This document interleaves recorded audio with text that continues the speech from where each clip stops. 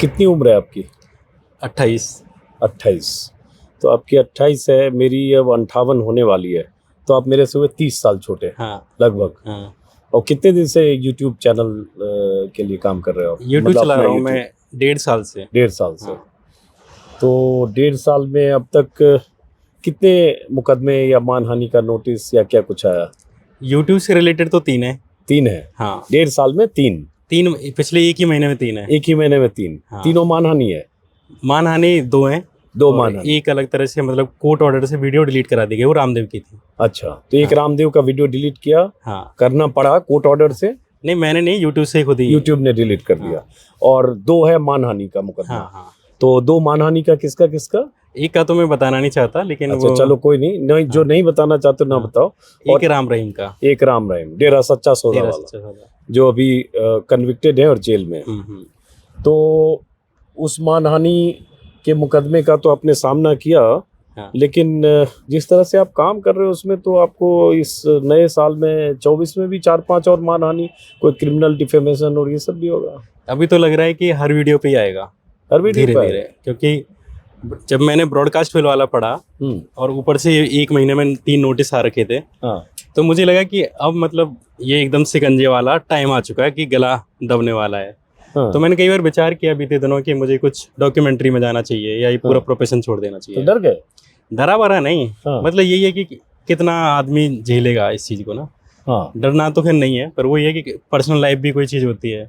अब इतनी छोटी सी उम्र में अगर सर पे ये पूरा ले लो तो एक ये है। पर हालांकि वीडियो तो मैं बनाऊंगा। बनाएंगे? हाँ, वीडियो तो बनाऊंगा। तो ये है श्याम मीरा सिंह।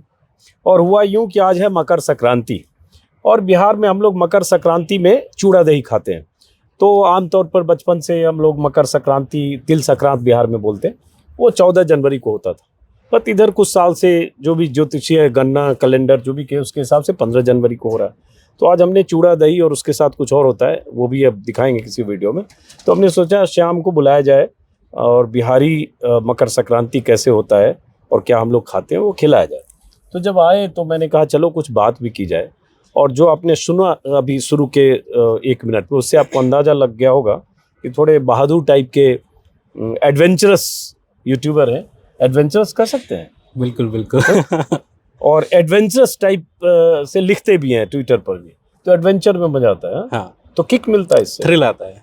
थ्रिल आता थ्रिल है आता और किक भी मिलता है। मुझसे कई लोग कहते हैं कि ये क्रांति क्यों कर रहे हो, या कुछ मजाक में भी उड़ाते हैं कि क्रांति कर रहे हो टाइप का। पर मैं सच बता रहा हूँ, मैं कोई समाज सुधारने के लिए, क्रांति के लिए नहीं कर रहा। लेकिन चूँकि जुबान में जीव है, और जब तक ये जीव है तब तक मुझे मज़ा आता है कि कुछ बढ़िया कंटेंट बनाऊँ। और अगर वो जो लोग कंफर्टेबल हैं और अगर उनको डिसकंफर्टेबल करे तो मतलब मेरा वीडियो अच्छा है। तो श्याम मीरा सिंह का अपना यूट्यूब चैनल है, श्याम मीरा सिंह इनका URL है, यही है ना? हाँ। और ये काफ़ी मेहनत करके, रिसर्च करके, well documented, well edited, well researched documentary या कंटेंट बनाते हैं। चाहे अडानी पर बनाया हो, चाहे रामदेव पर, चाहे गुजरात दंगों पर, चाहे बिल्किस बानो पर, चाहे जज लोया, जज लोया पर, चाहे राम रहीम पर। तो राम रहीम नाम जानते हैं, नाम ही काफ़ी है, बहुत ही कुख्यात। लेकिन ऐसा राम रहीम संत के चोले में ऐसा शख्स था जो था क्या है, जिसके दरबार में सजदे करने हर दल के नेता जाते थे चुनाव के मौसम में, ख़ास तौर से हरियाणा और पंजाब के ख़ास तौर से। और राम रहीम पर संगीन आरोप हैं, रेप, हत्या, जिसमें एक पत्रकार की हत्या का भी आरोप है। और उसके बाद उनका जो जलवा है वो ख़त्म हुआ, और उसके बाद कैसे गिरफ्तारी हुई, अपने आप में लंबी कहानी आप सबने देखा होगा कि उनकी गिरफ्तारी के पहले पुलिस को कितनी मशक्क़त करनी पड़ी थी, कितना लाठीचार्ज, टियर गैस सब। तो राम रहीम पर भाई साहब ने, जो मुझसे 30 साल 29 साल छोटे हैं, इन्होंने वीडियो बनाया। अब वीडियो बनाया तो उसमें जैसे कि ये खुलकर बोलते हैं, जो भी रिसर्च जानकारी होगी, शायद एक किताब भी, अनुराग त्रिपाठी की किताब भी आधार रहा होगा और भी। लेकिन उस वीडियो का नतीजा ये हुआ कि इनके पास मानहानि का नोटिस आया। अब ये सब लोग जो बाबा साधु होते हैं, अरबपति होते हैं, और उनके चेले चपाटे भी अरबपति होते हैं। तो उस नोटिस मानहानि का, बाकी ये बताएंगे क्या नोटिस आया, क्या आया, क्या कैसे बचे, झेले क्या। लेकिन ऐसे नोटिस आने के बाद, हमें भी एक दो आया है, नोटिस के बाद कोई भी आदमी हिल जाता है एक बार, क्या क्या पचड़े में पड़ना, जैसे इसने भी, श्याम ने भी बताया, और 1 करोड़ 2 करोड़ 5 करोड़ का कोई नोटिस भेज दिए, उसके पास वकील है, हमारे पास ना वकील है, ना पैसा है, ना अदालत में लड़ने की क्षमता है, ना वक्त है दरअसल, तो कुछ सपोर्ट सिस्टम नहीं है, तो बहुत आसान नहीं होता है। मतलब शायद मैं भी रहूं तो एक बार हिल जाऊं, क्या छोड़ो यार वीडियो प्राइवेट कर देते हैं, क्या इस पचड़े में कहाँ से वकील खोजेंगे, कौन वकील मेरे साथ आएगा, वो कितने पैसे मांगेगा, किस कोर्ट में जाएंगे, हार जाएंगे, 4 साल चलेगा, 3 साल चलेगा, काम छोड़ के दिन भर कचहरी का चक्कर लगाएंगे। तो उस तरह की स्थितियों से शाम गुजरे और उसके बाद 5-7 दिन पहले, तारीख वगैरह ये अभी बात करेंगे, 5-7 दिन पहले इनको अदालत से रिलीफ मिली और उसके बाद इन्होंने फिर वो वीडियो दोबारा पोस्ट कर दिया। वो भी देखिए गुस्ताखी है एक तरह से। आदमी उसके बाद सोचे यार इस पचड़े से अभी निकले तो छोड़ो यार इस वीडियो से, अब कुछ और काम करते हैं, तो फिर वीडियो डाल दिया। नहीं, अदालत ने जैसे इनकी मांग थी कि ये वीडियो डिलीट करी जाए परमानेंट, हाँ। फिर इन्होंने मांग करी कि जब तक अंतरिम राहत की सुनवाई होनी है तब तक के लिए आप इसे प्राइवेट रख दीजिए। पूरी मीडिया में ये चला, जो न्यूज़ 18 है, हिंदुस्तान है या बाकी अखबार है, कि वीडियो डिलीट कर दी गई है। फिर अदालत ने ये कहा कि हमने ये पूरी वीडियो देखी है और इसके सोर्स देखे हैं। ये पूरी वीडियो अदालत के जो जजमेंट्स थे, चार्जशीट थी सीबीआई की जो जांच थी, और एक पत्रकार अनुराग त्रिपाठी है उनकी किताब पे आधारित थी। तो अदालत ने उनको कहा कि मैं ज़्यादा से ज़्यादा ये कर सकता हूँ कि वीडियो के सामने आगे एक डिस्क्लेमर डलवा सकता हूँ, अगर आपको ये मंजूर है तो बताइए, नहीं तो फिर मैं आदेश देता हूँ कि कोई कार्रवाई नहीं होगी। तो अदालत ने ये कहा कि एक डिस्क्लेमर डाल दीजिए और आप पुरानी वीडियो को, अगर आप तो वीडियो सेम गया, खाली डिस्क्लेमर डाल दिया, केवल डिस्क्लेमर डला है, बाकी पूरी वीडियो सेम है। अब वो वीडियो क्या है, उसका एक टीजर श्याम मीरा सिंह के प्लेटफॉर्म पर कितने मिनट का वीडियो है? वो करीब 31 मिनट का है। 31 मिनट का वीडियो है, करीब 31 मिनट, आधे घंटे मान लीजिए। तो उसका एक टीजर मैं यहाँ प्ले करता हूँ, करीब 1.5-2 मिनट। उससे आपको अंदाज़ा लगेगा कि वीडियो क्या है, और उसके बाद फिर इनसे बात करते हैं। और इसलिए मैंने इनसे बात करना ज़रूरी समझा 5 दिन पहले या 6 दिन पहले जब अदालत का फैसला है, क्योंकि ऐसे मामलों में हौसला अफजाई की जानी चाहिए। ऐसे भी युवा हैं, मैंने कहा मेरी से आधी उम्र से भी कम है, और उसके बाद ये जज्बा या हौसला कि उसके बाद भी हम अदालत में लड़ेंगे, वीडियो नहीं हटाएंगे, तो अपने आप में जोखिम भी है और एक बड़ा काम भी है। तो अब पहले वीडियो देखिए।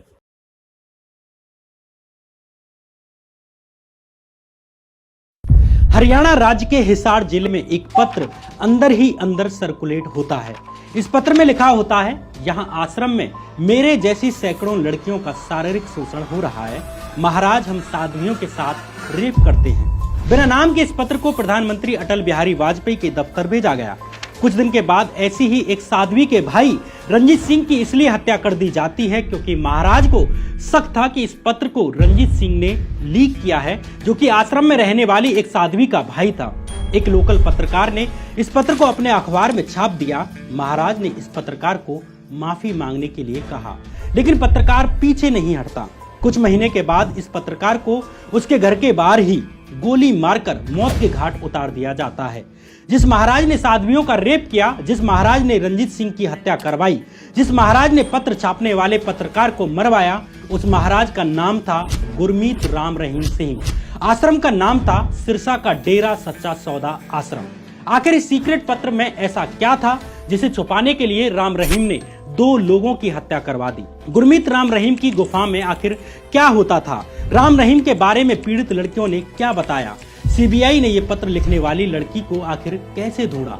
गुरमीत राम रहीम ने अपने ही भरोसेमंद भक्त रंजीत सिंह को आखिर क्यों मरवाया? पत्रकार छत्रपति को राम रहीम ने क्यों मारा?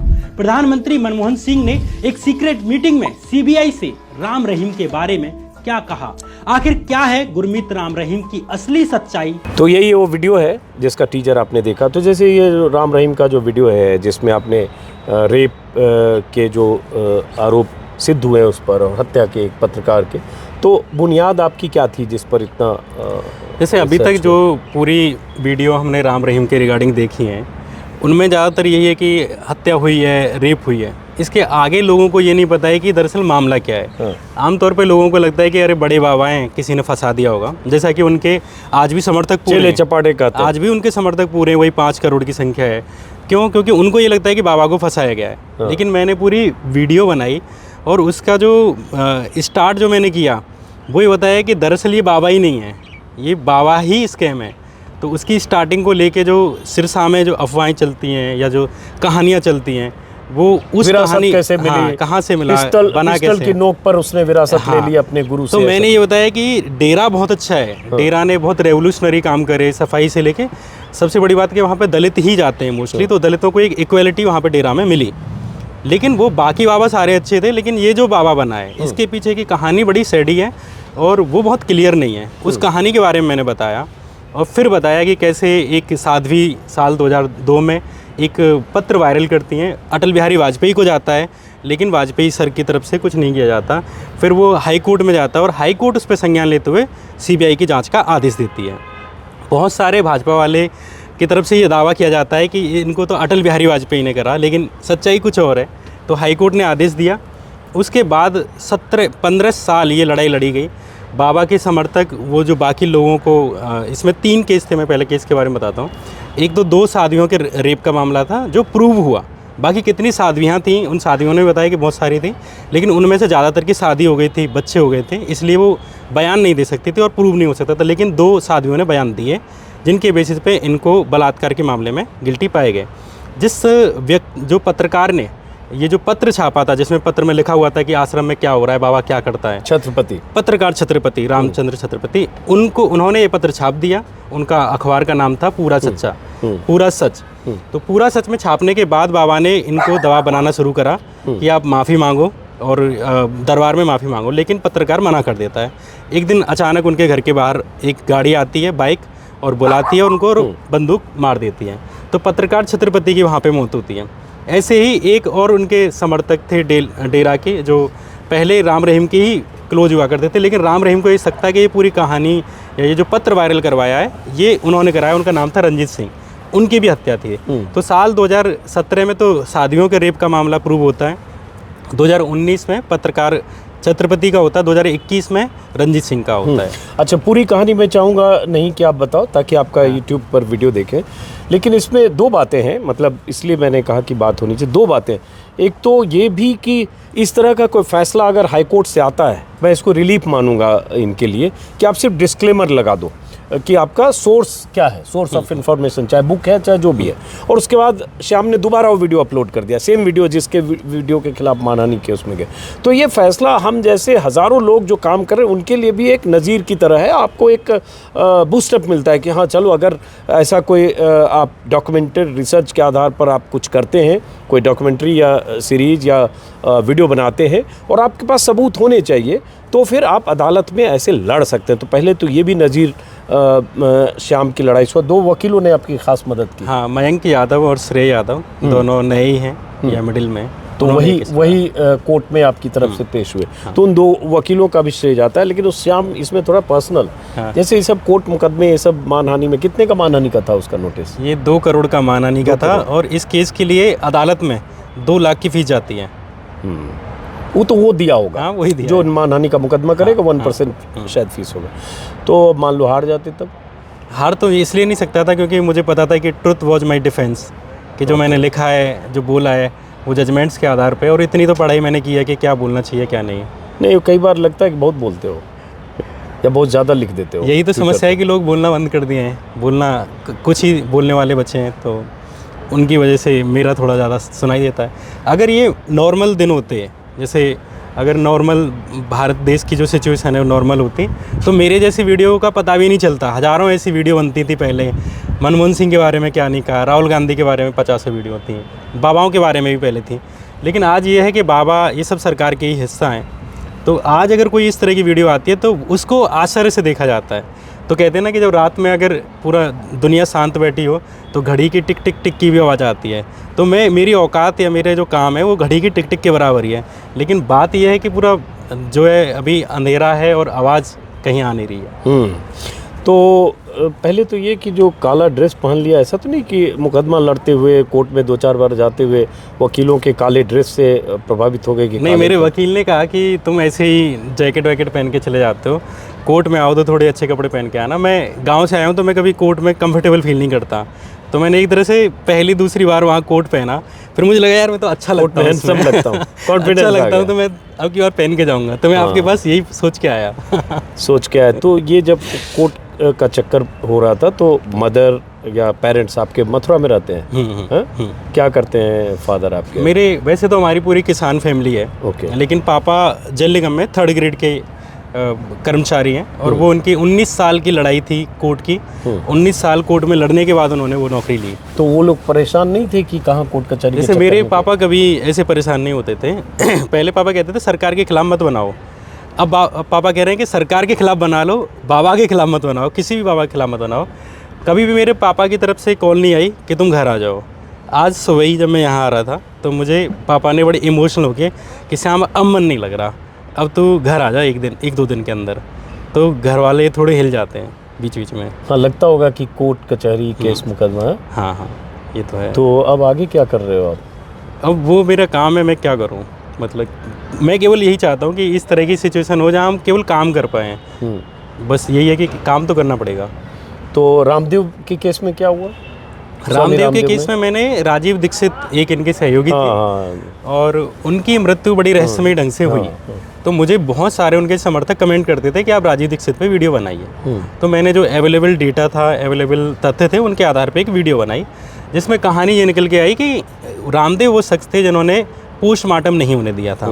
अब चूंकि पोस्टमार्टम नहीं हुआ है तो ये स्टैब्लिश नहीं होता कि वो हार्ट अटैक से ही मरे थे या जहर दे के मरे या जहर की वजह से हार्ट अटैक आया। तो कुछ स्टैब्लिश नहीं होता। रामदेव का इसमें ऐसा कहा जाता है, आरोप लगाया जाता है कि रामदेव का ये कहना था कि हिंदू धर्म में काट छाट नहीं होती, इसलिए पोस्टमार्टम नहीं होने दिया। अच्छा सुनो, उस केस पे चूंकि मैं बीच में इसलिए रोक रहा हूँ श्याम, चूंकि उसको कोर्ट के ऑर्डर पर हटाया गया ना। नहीं, वो बड़े तरीके से हटवाया गया है और उसकी बहुत पेचीदा कहानी है। ये ऐसा नहीं था कि मेरे केस में आया है।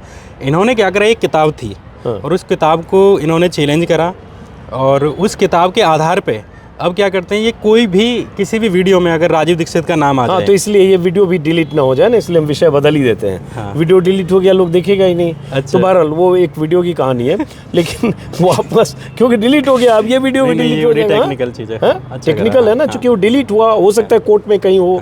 तो ऐसे भी हम लोग कोर्ट ऑफ लॉ को मानते हैं जो भी हुआ। लेकिन ये बड़ा जो आने वाला वक्त है वो बहुत खतरे का वक्त है। बहुत तरह से ऐसे भी बहुत तरह का शिकंजा कसने वाला है। कोई नया ब्रॉडकास्ट बिल जिसके ड्राफ्ट बहुत तरह के आकलन अनुमान उसको लेकर हैं और बहुत तरह के खतरे का अंदेशा है। इन सब के बीच मैं ये समझना चाहूँगा, जैसे कोर्ट में आप लोग जब गए, जो जिरह हुई कोर्ट में, तो जो आपने कहा कि हमने इस किताब के आधार पर, जो अनुराग त्रिपाठी की किताब है या इस आधार पर लिखा, उसको जज ने आसानी से मान लिया कि ये लॉजिक? बिल्कुल, जज का ये कहना था कि अगर वो किताब 5 साल पहले लिखी जा चुकी है तो अब तक आपने अब तक क्यों नहीं किया, इसका मतलब आपने उसको मान लिया। और अगर उसको कोई कोर्ट कर रहा है तो अगर वो किताब कल को मान के चलो किसी भी तरह चैलेंज भी हो जाती है, तब भी कोर्ट करने वाले को नहीं चैलेंज किया जा सकता, जो बता रहा है कि भाई इस किताब में ही लिखा है। पत्रकार का काम ही यही है कि राहुल गांधी ने कहा ये सब बातें। हाँ, ये बोला, ये बड़ी बात है। उन्होंने कहा कि मेरे बारे में कि ये लड़का उस किताब वाले से बेटर स्थिति में है। अगर तुम कल को डेफेमेशन उन पे कर भी देते हो तब भी इस पर ये मतलब बेटर स्थिति में है। तो ये अच्छी बात है कि कोर्ट ने इसको इस तरह से रेस्पॉन्ड किया कि कोर्ट का भी रुख आजकल कई बार कई केस में कई तरह का होता है, लेकिन कोर्ट से ये रिलीफ मिला। तो जब ये रिलीफ आपको मिला और आपने दोबारा फिर वीडियो डाल दिया, तो फिर कहीं से कोई मैसेज नहीं आया? इसमें ये थी कि उन्हीं के पक्ष की तरफ से एक आदमी ने अदालत में ये कहा था, मैं ये बात ये किसी में भी आती हूँ, मैं कहना चाहता हूँ। उन्होंने कहा कि जज साहब ये कहता था कि वीडियो डिलीट नहीं करूँगा, मर जाऊँगा, कट जाऊँगा, और बाकी मैंने ये कहा था कि मैं राम रहीम के कहने पे डिलीट नहीं करूँगा, कोर्ट के कहने पे डिलीट कर दूँगा, कोर्ट के कहने पे चैनल डिलीट कर दूँगा, कोई दिक्कत नहीं, कोर्ट अगर मुझे गलत मानती है तो कर दूँगा। और उसने मेरा ये मखौल उठाया वहाँ पे कि ये कहता था कि वीडियो नहीं हटेगी। और चूँकि हमें वीडियो प्राइवेट करनी पड़ गई थी उस दौरान, कार्रवाई के दौरान, तो इस चीज़ का वो मखौल उड़ा रहा था। उसको लगता था कि वीडियो कभी बाहर नहीं आ पाएगी और मैं इतना बड़ा आदमी हूँ, मैंने ये वीडियो प्राइवेट करा दी। तो जब जज ने हमारे पक्ष में फैसला सुनाया कि हम वीडियो डाल सकते हैं और बिना कोई कट किए डाल सकते हैं, तब मैं जब कोर्ट से निकल रहा था तो मुझे एक ये लग रहा था कि सत्य की जीत हुई, सत्य की जीत हुई, जीत के निकले। हाँ। और वो बंदा था वहाँ पे? हाँ, वही तो सबसे लीडर था। और उनके चेहरे उतर गए उस टाइम पे। तो उसको कह दिया ना कि हम दोबारा? नहीं, मैंने कहा नहीं, लेकिन वही है कि आदेश ही अपने आप में पर्याप्त था। तो उसके कितने घंटे बाद, 24 घंटे बाद फिर डाल दिया आपने? हाँ, 24 घंटे के अंदर। हाँ। अब ये है कि जो YouTube का हिसाब किताब है, YouTube एक ऐसा प्लेटफॉर्म है, YouTube, Facebook, फेसबुक पर तो बहुत बार रीच को बहुत कंट्रोल किया जाता है, जैसे मेरा ही पूरी फेसबुक तरह, है 6 महीने में 3 महीने वो देखा ही नहीं जाता, 3 महीने अचानक चलता है, पता नहीं कौन उसके पीछे है। हाँ। लेकिन जो खतरे हैं आने वाले समय में, कई बार ये नहीं है कि डायरेक्ट कोई सरकार या सरकार की मशीनरी में बैठा कोई आदमी या सरकारी तंत्र में बैठा आदमी आपको आपके यूट्यूब के खिलाफ कुछ कागज़ पत्तर मेल करता है या आपको मुश्किल में डालता है। कई बार प्रायोजित लोग होते हैं जो इस तरह से आपको परेशान कर सकते हैं, उस परेशानी की चिंता में हम लोग भी होते हैं। तो और आने वाले समय में जो खतरा है ब्रॉडकास्ट बिल का, तो इसको लेकर क्या लगता है? युवा हो आपको, आप पूरा भविष्य पर आए हैं, आप चैनल अखबार में काम करते, इसमें इस डेंजर जोन में आप 28 साल की उम्र में हो। नहीं, ये तो तय है कि मैं मतलब किसी भी जो अभी मौजूदा मीडिया है, हाँ। उसमें तो काम नहीं कर पाता। मैं ये कर सकता हूँ कि भाई मैं प्रोफेशन छोड़ देता है, मैं साधु बन जाऊँ, किसानी कर लूँ, वो भी मथुरा के साधु बन सकते हो हैं, तो वो काम कर सकता हूँ। लेकिन ये तो मेरा तय है कि मैं एक तो अपनी टोन डाउन नहीं कर सकता, ये तय है। मैं जो कंटेंट बनाता हूँ वो तो मैं बनाऊँगा ही। दूसरा, मैं मेन स्ट्रीम मीडिया में काम नहीं कर सकता। लेकिन अभी जो स्थितियाँ हैं वो मैं यही कह रहा हूँ कि पहले अभी तक ये था कि चलो आपके खिलाफ़ केवल सरकार है, तो आप सरकार के खिलाफ़ चलो लड़ लो, आप अपनी सुख सुविधाओं का त्याग कर सकते हो, आप अपनी सैलरी का, बड़ी ऑफिस का और एक सेफ्टी का, इंश्योरेंस का आप त्याग कर सकते हो। लेकिन ऊपर से अगर कानूनन तरीके से अगर उसको दबाने के लिए कानून ही आ जाए, क्योंकि अभी तक कानून हमारे पक्ष में था कि हमें अभिव्यक्ति की आज़ादी थी, लेकिन अब उसे बाईपास करने के लिए ब्रॉडकास्ट बिल आ जाए। चलो ये भी मान लिया कि चलो कल को अभी अदालतें एग्जिस्ट करती हैं, लेकिन अगर फिर इस तरह से डेफेमेशन केस आएंगे, अदालतों में घसीटा जाएगा, तो जैसे मैं इसमें 14 दिन जीरो काम कर पाया, मैं घर वालों से बात तक नहीं कर पाया, पूरा रेब्यूटल तैयार करा कि मेरे सोर्स कहाँ से हैं, कहाँ से नहीं है, और 14 के 15 दिन मेरे वहाँ कोर्ट में गए, और अभी ये केस कम से कम 10-15 साल चलना है अगर उन्होंने वापस नहीं लिया, क्योंकि मैं तो लेने से रहा। अच्छा, तो अभी तो रिलीफ मिला है। हाँ। लेकिन वो केस तो अभी है, केस चालू है, केवल इंटरिम रिलीफ उनको नहीं मिली है, वो हमारे पक्ष में चली गई, पर लेकिन केस जो है ये सालों चलता रहेगा। तो इस कंडीशन में मैं यही कहता हूँ कि आप सरकार से लड़ सकते हो, आप थोड़ा कानूनी तौर पे थोड़ा बहुत लड़ सकते हो, लेकिन अगर जैसे एक वीडियो पे आप चले गए कोर्ट में तो आप लड़ लिए, लेकिन दूसरे पे कैसे लड़ोगे, तीसरे पे कैसे लड़ोगे? क्योंकि हमारा ऐसा और हर वीडियो में इसी तरह का न इस तरह के हो सकता है, जजेज का रुख ऐसा ना हो। हाँ। और हो सकता है कुछ केस भी डिफरेंट हो। सबसे बड़ी बात यह है कि कम से कम वो आपकी वीडियो को तो रुकवा देगा, आपको सजा नहीं दिलवाएगा। इस केस में भी श्याम, अगर जज ने कहा, ये बहुत बड़ी बात है कि आप ओरिजिनल सोर्स वाले को फिर भी कह सकते हो जो 5 साल पहले लिखा, या पहले क्यों नहीं आपने डिफेमेशन किया, इस तक क्यों गए। लेकिन कोई ऐसा जज भी हो सकता है जो कहे कि नहीं, उस सोर्स पे भी होगा और उसको भी नोटिस जाएगा और आपको भी कहेगा। सबसे बड़ी बात जो यूट्यूब का, अभी हमारे पास केवल एक ही प्लेटफॉर्म है यूट्यूब। तो यूट्यूब में ये होता है कि आपने पहली बार वीडियो डाल दी तो वो चलेगी नहीं चलेगी वो उससे तय हो जाता है, लेकिन आप उसे डबल बार डालोगे, एक बार डिलीट करने का, तो वो वीडियो नहीं चलेगी। तो अगर मान के चलिए आपने कोई वीडियो बनाई जो बहुत प्रभावी है, लोगों को अवेयर कर रही है, और कोई भी शक्तिशाली आदमी है वो आपको कोर्ट में घसीट दिया, सबसे पहला काम तो यही होगा कि आपकी वीडियो प्राइवेट करवाई जाएगी, क्योंकि जब तक सुनवाई होनी है, जब तक आपकी वीडियो डाउन हो चुकी होगी। फिर मान के चलिए अगर आपको डिलीट करनी पड़ी किसी भी तरह, क्योंकि आप 30 मिनट बोल रहे हो, एक लाइन तो ऐसी होगी ना जिसपे आपसे ये कह दिया जाएगा इसको एडिट करो, अब वीडियो में एडिट कर नहीं सकते हो तो आपको वीडियो डिलीट करनी पड़ेगी।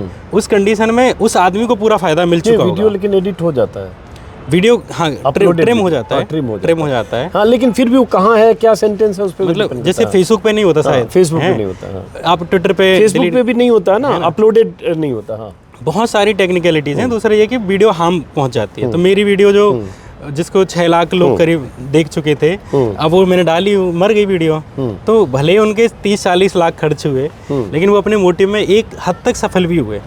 नहीं, लेकिन इसको जीत आपकी भी मानी जा सकती है कि वो जो भी सफल हुए, लेकिन अल्टीमेटली ये मैसेज गया लाउड एंड क्लियर कि आपने अदालत से वो हासिल किया लड़के अपना अधिकार, और उसके बाद आपने वीडियो उसमें एक बड़ी इंटरेस्टिंग बात बताता हूँ कि उन्होंने लगा था कि ये ऐसे यूट्यूबर होगा और यूट्यूबर को बंद करा देते हैं, और ये चीज़ हमारे वकील ने भी उनको बोली थी कि ये आज तक के पीछे नहीं गए, इंडियन एक्सप्रेस के पीछे नहीं गए, पायोनियर के नहीं पीछे गए, एक 28 साल के लड़के के पीछे चले गए, क्योंकि ये एग्जाम्पल सेट करना चाहते थे कि अब कोई और वीडियो नहीं बनाए राम रहीम पर। ये सिग्निफिकेंट बात कह रहे हो। हाँ, तो इस मामले में यही हुआ। मैं भूल गया क्या कहना। नहीं, बोलो। अब कोई वीडियो ना बनाए, वो ये चाहते थे, ये मैसेज देना, ये एग्जाम्पल सेट करना चाहते थे। तो मुझे यही डर था कि अगर मैंने इस केस को नहीं लड़ा तो मेरी जितनी पुरानी वीडियो हैं और जितनी नई वीडियोज़ हैं तो वो सारी चैलेंज करी जाएंगी। दूसरा ये है कि ये मेरे पास मौका भी था कि मेरी वीडियो को कोई जांचे, है ना। तो जैसे कोई भी कह देता है कि तुम बिना तथ्यों की बात कर रहे हो, हवा में बात कर रहे हो, तो मुझे लगा कि अदालत से बढ़िया फैक्ट चेकर कौन होगा, कि अदालत ने अगर उसे प्राइमा फेसी देखा कि इसमें कोई हटाने वाली बात चीज़ नहीं है, और मैंने अपनी तरफ से नहीं बोला, तो मेरे लिए क्रेडिबिलिटी के लिए बहुत अच्छा रहा कि जब मैं जीत के आया तो मुझे लगा कि हाँ, अब लोगों से मैं कह सकता हूँ कि मेरी वीडियो में दम है और वो तथ्यपरक है। तो श्याम मीरा सिंह के यूट्यूब चैनल को ज़रूर सब्सक्राइब कीजिए। ऐसे युवा लड़के जो अच्छा काम कर रहे हैं, जोखिम मोल लेकर, हौसले के साथ और एक जो बुलंद इरादे के साथ कि कोई राम रहीम की तरफ से जो अरबों के साम्राज्य का साधु क्या कहें जो भी है, जो जेल में, अब कोई शब्द इस्तेमाल करने में लगता है मुझे न मानहानि का मुकदमा आ जाए, नहीं तो कुछ बोलने वाला था अभी, क्योंकि उसमें साधु के कोई लक्षण नहीं है। उसके राम रहीम के जितने वीडियो एक समय में आते थे, 10 साल पहले चैनलों पर चलने लगते थे, वो वीडियो एकदम फैशन शो, गाड़ियाँ, काफले, 10 विदेशी गाड़ियों में चलना, मॉडलिंग करना, स्विमिंग करना, घुड़सवारी, न जाने क्या क्या, और उनके साथ एक मॉडल नुमा लड़की भी थी जो उनके उस गुनाह में पार्टनर थी, हनीप्रीत या कुछ नाम था। खैर, और उस समय चैनल पर लगातार चलता भी था और राम रहीम बहुत पैसे भी देते होंगे बहुत सारे लोगों को। तो लेकिन उस राम रहीम से लड़कर या उस राम रहीम के दबाव में ना आकर उस नोटिस का सामना करते हुए अदालत में गए, इसलिए मुझे लगा इनसे बात की जानी चाहिए। तो आगे क्या सोचते हो आप? आगे तो मैं वीडियो तो बनाता रहूँगा, मुझे अब यही लग रही है, ये ऐसे होता है ना कि चलो जब तक होता है तब तक तो करते टाइप का। तो मुझे ये नहीं पता कि 2024 के बाद क्या स्थितियाँ होनी हैं, और लेकिन मेरा ये है कि जब तक स्पेस है हमारी बात को कहने का, और बात को कहने का सरकार की छोड़ें, जब तक अदालतों में लड़ाई लड़ने की हमारे लिए जगह है, जब तक वो रूम है तब तक तो हम वीडियो बनाएंगे। तो यार दोस्त ने आपको नहीं कहा कि श्याम थोड़ा टोन डाउन हो, इस तरह के वीडियो मत बनाओ? नहीं, वो तो मेरा रहता है। इवन घर से भी यूपीएससी की तैयारी के लिए आया था और ये वीडियो बनाने लग गया हूँ। तो घर वाले मेरे कभी ये नहीं चाहते कि मैं बहुत सफल आदमी बनूँ, बहुत पैसे वाला बनूँ। उनको ये है कि हमारी जो भैंस है और जो दूध देती है उसका दूध श्याम पिए और हमारी आंखों के आगे पिए और हमारे आगे बड़ा हो। तो घर वाले तो बड़े हो गए 28 साल के भाई। नहीं, वो अभी भी उनका कहाँ, गांव वालों का मोह कहाँ जाता है। वो तो चाहते हैं कि मैं अभी भी लौट जाऊं। और इवन जब आज पापा ने इमोशनल होकर कहा कि भाई अब तो नहीं रहा जा रहा, तू आ जा। चलो तो अभी हम लोग अब चूड़ा दही खाएंगे। चूड़ा दही खाए आप? मकर संक्रांति मैंने सुना है केवल मकर संक्रांति। तो अब बहुत पता नहीं वो खाने में चूड़ा दही आपको कैसा लगेगा। तो ऐसे ही था कि छोटी सी बात हो जाए अनौपचारिक ढंग से, और उसके बाद जरा समझें, और उसके बाद ऐसे लोगों की आवाज़ भी आप तक कुछ करना। एक बात मैं सर के मामले में कहना चाहता हूँ। मेरी तारीफ तो बिल्कुल मत करना। नहीं, वो तो होगी। मैं IIMC में पढ़ता था और सर जो है लेक्चर देने आए थे वहाँ पे, और जब मुझे पता चला ना कि अजीत अंजुम सर आए, मुझे बड़ा अफसोस हुआ उस दिन ना आने का क्लास में, क्योंकि मैं आया नहीं था कॉलेज। फिर सर ने क्या करा कि जितने भी जूनियर बच्चे थे उन सबको अपनी तरफ से इन्होंने फ्रेंड रिक्वेस्ट भेजा। ये अपने आप में बड़ी थी कि भाई कोई बड़ा पत्रकार किसी को भेजे, और मुझे नहीं आई तो मैंने सर को मैसेज करे कि सर मैं तो क्लास में भी नहीं आ पाया और प्लीज़ मेरी फ्रेंड रिक्वेस्ट एक्सेप्ट कर लीजिए। तो सर ने वहाँ से करी, और मैं जब बिल्कुल वीडियो में भी नहीं था, कहीं भी नहीं था, कुछ भी नहीं था, अभी भी कुछ नहीं हो, तब भी सर का मुझ पे उतना ही आशीर्वाद और ध्यान था। तुम्हें याद है एक बार हमने मथुरा में कोविड में तुमको कहीं से नंबर खोज के फ़ोन किया था कि कोविड में जो महिलाएं जा रही हैं, जो बच्चे फैमिली जा रही हैं, उन पे वीडियो करो। एक बहुत शानदार वीडियो तुमने शूट किया था, जो एक लेडी शायद प्रेग्नेंट थी, जो झारखंड की एक लेडी जा रही थी, बहुत मुश्किल जिनका एक्सीडेंट हो गया था, एक लड़की थी मथुरा में कहीं शूट किया था पहली बार, एक आदिवासी लड़की थी झारखंड की। तब श्याम मुझे कह भी रहा था कि हमने वीडियो कभी शूट नहीं किया, कैसे करेंगे। फिर हम फ़ोन पे 3-4 बार हमने बात की, कैसे शूट करो, ऐसे करो। तो खैर ये बात होगी 2021 कोविड के तुरंत बाद की, मेरे ख्याल से मार्च में लॉकडाउन लगा था, उसके एक महीने के भीतर की या 15 दिन के भीतर। बहरहाल तो अच्छी बात है। और जैसा कि मैंने कहा कि उम्र इनकी 28 है, मैं इनसे 29 साल बड़ा हूँ, लेकिन मैं भी कोई कम युवा अपने को मानता नहीं हूँ। और मैं युवाओं से सबसे यही कहता हूँ कि इस तरह के जोखिम खतरे जो भी हों, लेकिन एक सोशल मीडिया ने एक बहुत बड़ी ताकत दी है, प्लेटफॉर्म दिया है, जिस पर आप कुछ अलग करना चाहते हैं, हौसला है, कंटेंट आप क्रिएट कर सकते हैं, USP कुछ बना सकते हैं, कुछ अलग ढंग से सोच सकते हैं, मेहनत बहुत करनी होगी, तो आपके लिए अपार संभावनाएं अपार। और मैं बहुत देखता हूँ श्याम, हर तरह के ऐसे लोगों के YouTube वीडियो देखता हूँ जो शायद नहीं देखते होंगे। और एग्जाम्पल्स, झारखंड में कोई विजय रिया करके कपल है, वो मजदूर थे 2 साल पहले, मजदूरी अभी भी मजदूरी कर, अब नहीं करते होंगे, वो लाखों कमा रहे होंगे, लेकिन उनका वीडियो मैं 10-5 हज़ार सब्सक्राइबर 2000 था तब से देख रहा था। कुछ नहीं, ऐसे झोपड़ी में रहते थे, कहीं से खेत से कुछ लाते थे, वही खाना बनाते थे, दिखाते थे, और दोनों टिपिकल मजदूर हैं, मतलब उनका रहन सहन बोलना। लेकिन उनकी पूरी ग्रोथ स्टोरी मैंने 2 साल में देखी कि उन्होंने गाड़ी खरीदी, उन्होंने मकान खरीदा, उन्होंने ये किया, और पूरा पहली बार वो 2-4 हज़ार रुपये लेने पोस्ट ऑफिस गए थे, जब आया होगा डॉलर उसको एक्सचेंज किया होगा, वो भी देखा। तो ऐसे बहुत सारे लोग हैं जो अलग अलग फील्ड में हैं, उनकी जो है एक्सपर्टीज अलग हो सकती है, उनका विषय अलग हो सकता है। कोई खेत में काम करने वाला हो सकता है, कोई खाना बनाने वाला हो सकता है, कोई जर्नलिस्ट हो सकता है, कोई पोएट हो सकता है, कुछ भी। लेकिन अगर कुछ अलग सोच के करना चाहता है तो इस प्लेटफॉर्म पर बहुत गुंजाइश है। दूसरी बात, बहुत सारे लोग, इसी में जवाब दो, बहुत सारे लोग मुझे कहते हैं कि, या लोग जो शुरू करने से पहले एडिटिंग, कैमरा, मशीन, बड़ा कैमरा, महंगा कैमरा, ये सब पे बात करते हैं। मैं हर समय बोलता हूँ कि कंटेंट आप क्रिएट करो, मेहनत करो। ये कैमरे वैमरे बहुत सेकेंडरी चीज़ें हैं, वो तो मल्टी कैम को शूट करना है। तो मैं, ये मोबाइल है मेरा, इस मोबाइल से मैंने पूरा यूपी इलेक्शन शूट किया। अभी राजस्थान एमपी में मैक्सिमम 90% शूट इसी पर हुआ। कुछ इंटरव्यू वगैरह DSLR या रैली में कहीं कैमकॉर्डर यूज़ हुआ, लेकिन सारा कुछ मोबाइल से शूट करता हूँ। और अब कुछ अच्छा एडिट होने लगा है, किया जाने लगा है, लेकिन मैक्सिमम 1 साल पहले तक सारे एडिट मेरे मोबाइल पर होते थे, सारे एडिट। मोन्टाज एक से एक, हमारा एडिटर है करण जो अभी कैमरा कर रहा है, और एक एडिटर, ये सब मोन्टाज ऐसे काट लेते हैं कि लोगों को लगता नहीं कि FCP पर किया है, प्रीमियर प्रो पर किया। तो इसलिए आप इस टेक्निकलिटी में मत फंसिए कि हमको कैमरा होगा, एडिटिंग मशीन होगी तभी करेंगे। अरे मोबाइल है, उठाइए, 20,000 का मोबाइल है, 30,000 का मोबाइल है, ओप्पो है, वीवो है, कोई भी है, उठाइए और सोचना शुरू करिए कि मैं अलग क्या करूँ, कुछ करना चाहता हूँ। नहीं, ये शूट भी मोबाइल से हो रहा है। हाँ, ये शूट भी मोबाइल से हो रहा है। बगल में एक इन्होंने मिररलेस कैमरा रखा है, लेकिन सिर्फ चमकाने के लिए है, क्योंकि हम इसी के शूट को सिंगल कैमरा अभी यूज़ करेंगे। बहरहाल, तो ख़त्म करते हैं, अब चूड़ा दही खाते हैं। नमस्कार। और कुछ अंतिम संदेश राष्ट्र के नाम पे? मैं राष्ट्र के नाम मन पे की बात कुछ यही संदेश दूंगा कि अगर मैं अपने YouTube पर डालूंगा तो आप सब भी प्लीज़ सर के चैनल को सब्सक्राइब करें। और नहीं, ये तू पंथ कहो, मैं तुझे निराला वाला नहीं और मैं क्या करूं? वो नहीं, कुछ नहीं करना है। चलो, थैंक यू, नमस्कार। Thank you.